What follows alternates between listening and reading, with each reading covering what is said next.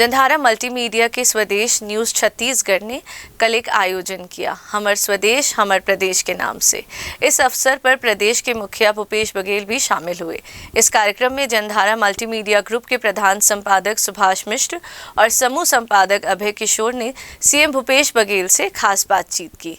भूपेश बघेल जी लगातार, चूंकि अभी किसानी का मौसम है और रोका छेका भी जो है इस समय चल रहा है, और बहुत सारे लोग भूपेश बघेल के रोका छेका में भी लगे हुए हैं। अलग अलग तरह से लोग रोका छेका कर रहे हैं। सवाल यह है कि माननीय मुख्यमंत्री जी, किसानी का समय है और आपने किसानों के लिए बहुत कुछ ऐसा काम किया है जो पूरे राज्य में अलग से जाना जाता है। अगर मैं ये कहूँ कि आपने लगातार अपने कार्यकाल में जो अभी किसानों के लिए, आर्थिक विकास के लिए या ग्रामीण विकास के लिए जो काम किया है, उनको आप किस तरह से देखते हैं या किस तरह से बताना चाहेंगे? मानसून छत्तीसगढ़ में आ चुका है, बारिश भी हो चुकी है, बुआई काम भी हो गया, रोपाई जोरों पे चल रहा है और रोका छेका का भी काम हो रहा है। तो मवेशियों को रोकना छेकना तो ठीक है, क्योंकि उससे फसल हमारी बचेगी। लेकिन राजनीति में भी लोग, भगवान राम भी अच्छे काम करने के लिए निकले थे तो बाधाएं तो बहुत आई थी।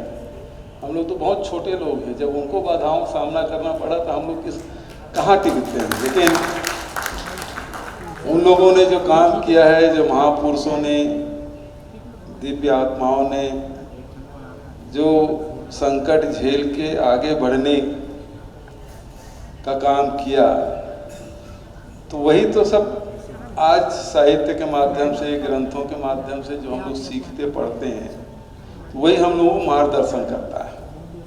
तो आज कितना भी हम लोग अब छत्तीसगढ़ महतारी के सेवा के लिए निकले हैं। मुख्यमंत्री जी, राम की चर्चा हो रही है, आपने राम वनगमन पथ, गोधन, गाय की पूजा, गोबर, तमाम चीज़ों की बात की। वाल्मीकि ने कहा है, राम शब्द की बड़ी अच्छी व्याख्या की है। कहा है, रा शब्दोच्चारण मात्रेण बहिर्गच्छन्ति पातका पुनरागमनं वित्वा मोह शब्देन कपाटवत। यानी रा बोलो तो अंदर से विकार निकल जाते हैं, माँ बोलो तो होंठ का दरवाजा बंद हो जाता है और बुराई अंदर नहीं आ पाती। राम का मुद्दा हड़प कर आपने बीजेपी के लिए दरवाजे बंद तो नहीं कर दिए? देखिए, उनका जो राम भक्ति है वो केवल वोट के लिए है, और वोट के लिए पता नहीं वो क्या क्या कर रहे हैं। राम, हनुमान, सबके जो व्यक्तित्व है उसमें परिवर्तन करते जा रहे हैं। राम कभी क्रोधित नहीं हुए, आक्रोशित नहीं हुए। राम को वनवास दे दिया गया तो सहर्ष चले गए। सीता का हरण हुआ तो क्रोधित नहीं हुए, व्यथित हुए। और जब रावण का वध हुआ तो अपने भाई को, अनुज को बोलते हैं कि जाओ उसे नीति सीख के आओ। उसकी विद्वता का प्रशंसा भी किए। तो राम हम इसीलिए मर्यादा पुरुषोत्तम कहते हैं, और ये लोग तो एकदम युद्धक राम बना दिए हैं।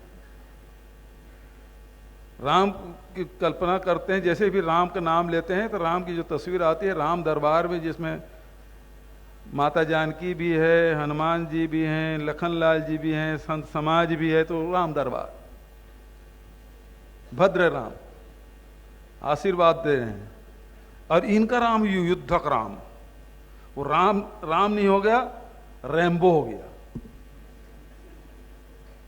तो हमारे राम जो हैं वो सबरी के राम है, हमारे राम वनवासी राम है, हमारे राम मेहनत कश लोगों के राम है,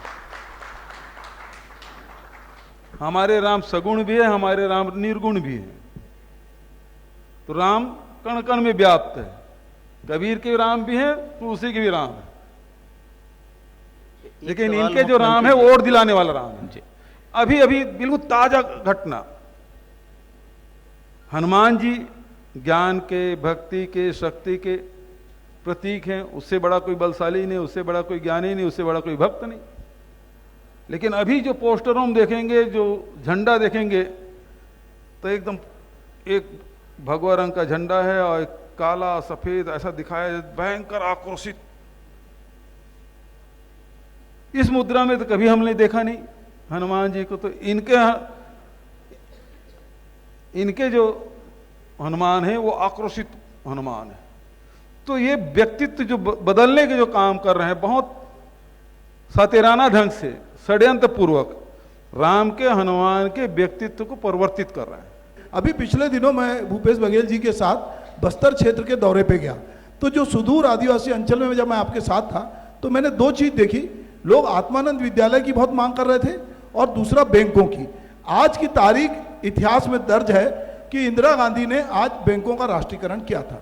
अभी आपने देखा कि लगातार हम आपके साथ देख रहे थे कि लगातार लोग बैंक की बात कर रहे हैं। एक तरफ बैंकों को बंद करने की साजिश हो रही है, बहुत सारी निजी संपत्तियों को जो है निजी संपत्ति में सार्वजनिक संपत्ति को बदलने का काम हो रहा है, और इधर जब बैंकों का राष्ट्रीयकरण हुआ था और आज बैंकों को का जो है वो कहीं ना कहीं किस तरह से उपयोग हो रहा है, तो मैं चाहूंगा कि इस पर आप आज जरूर ये बात कहें। जैसे बस्तर में हम लोग गए, बस्तर में दो चीज की मांग की जो मिश्रा जी ने जो बताया कि हम आवापल्ली भी गए, हम लोग कोंटा गए, चाहे वो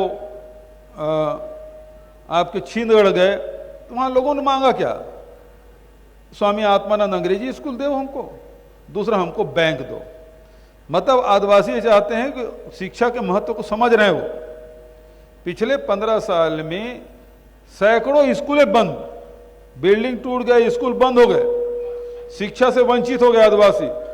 उस चीज के उस महत्व को समझते हैं, और इस कारण से जो अनपढ़ भी हैं, जो कम पढ़े लिखे लोग हैं, वो लोग भी चाहते हैं कि मेरे बच्चे अंग्रेजी माध्यम में पढ़े ताकि वो तरक्की कर सके, उसके जीवन में परिवर्तन आए। तो अंग्रेजी माध्यम से स्वामी आत्मानंद अंग्रेजी स्कूल मांगे और हमने घोषणाएं भी की। दूसरा बैंक, मैं बस्तर कब से जा रहा हूं, जब राजनीति में नहीं था तब से मैं बस्तर जा रहा हूं। अब तिवारी जी का ससुराल ही वही है जगदलपुर, तो उनका तो ससुराली रिश्ता है। बहुत सारे अधिकारी बैठे हैं जो पदस्थ रहे हैं दूरस्थ अंचलों में, लेकिन कभी बस्तर में बैंक की मांग नहीं होती थी। लेकिन हमारी योजनाएं ही ऐसी है, हमारी योजनाएं ऐसी है कि लोगों के पास में पैसा पहुंचा, चाहे किसानों की ऋण माफी करें, चाहे 25 रुपये क्विंटल में धान खरीदी करें, चाहे लघु उपज की खरीदी हो 7 से बढ़ाकर 65% करने की बात हो, चाहे लघु उपज के वैल्यू एडिशन करने की बात हो, रोजगार उसका कैसे बढ़े। तो लोगों के पास पैसा आया। अब पैसा आया तो घर में तो रखेंगे नहीं, चोरी होने का डर है, तो बैंक होना चाहिए। अब सारे ट्रांजैक्शन, चाहे हम धान खरीद रहे हैं तो बैंक के माध्यम से, मनरेगा भुगतान हो रहा है तो बैंक के माध्यम से, तेंदुपत्ता तोड़ाई हो रहा है उसका भुगतान हो रहा है तो बैंक के माध्यम से, चाहे गोबर यदि हम खरीद रहे हैं वो पैसा भी बैंक से, अब गौमूत्र भी खरीदेंगे तो वो भी पैसा जाएगा बैंक से। तो हर आदमी बैंक से जुड़ा हुआ है, और बैंक में इतनी भीड़ हो जाती है कि लोग सुबह से लेकर शाम तक खड़े रहते हैं। इसलिए हर विधानसभा में 2-2, 3-3 ब्रांच मांगे हैं, और मैं सब जगह मैंने घोषणा की